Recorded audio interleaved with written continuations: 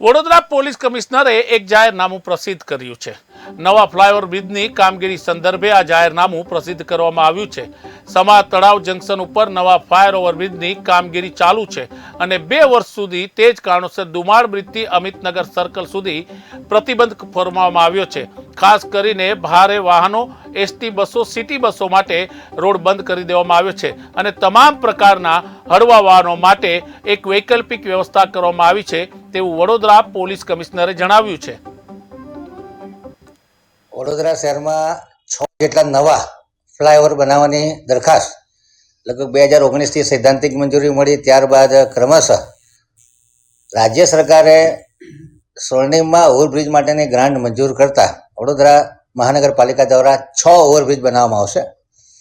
એમાં સદર સ્ટેટ 4 રસ્તા, વૃંદાવન 4 રસ્તા, ખોડિયાનગર 4 રસ્તા, અબાકસ સર્કલ, રાણેશ્વર મહાદેવ 4 રસ્તા અને ગૌખાના કેનાલ બિલ, આ 6 બ્રિજની દરખાસ્ત સ્થાયી સમિતિએ મંજૂર કરી છે।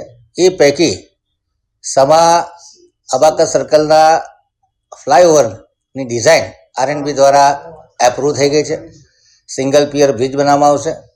સ્થાયીએ સૂચન કર્યું હતું કે ઉર્મી બ્રિજ અને અબાકસ સર્કલનો બ્રિજ બંનેને જોઈન કરવામાં આવે અને એ જે જોઈન કરવાનો ખર્ચ છે એની પણ દરખાસ્ત ટૂંક સમયમાં સ્થાયીમાં રજૂ કરવામાં આવશે।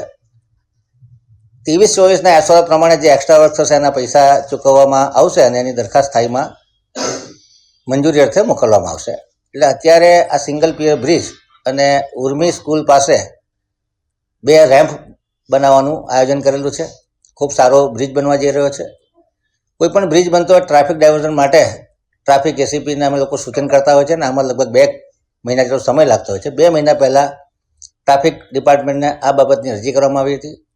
એ અરજી મંજૂર થઈ છે। એના આધારે પોલીસ ડિપાર્ટમેન્ટ દ્વારા જાહેરનામું બહાર પાડવામાં આવ્યું છે। ટૂંક સમયમાં બ્રિજની કામગીરી ચાલુ થશે અને શહેરીકરણના ભારણને લીધે જે ટ્રાફિક જામના દ્રશ્યો વડોદરા શહેરમાં સર્જાય છે, અર્બન મોબિલિટીમાં એક પાયારૂપ, ચાવીરૂપ આ બ્રિજ કામ કરશે અને લોકોની સગવડતામાં, પેટ્રોલની ખપતમાં અને ટ્રાન્ઝિટ ટાઈમમાં ઘટાડો નોંધાશે, જેને લીધે કરી પર્યાવરણનું પ્રદૂષણ ઘટશે, પર કેપિટા ઇન્કમ વધશે, લોકોની સુગમતામાં વધારો થશે।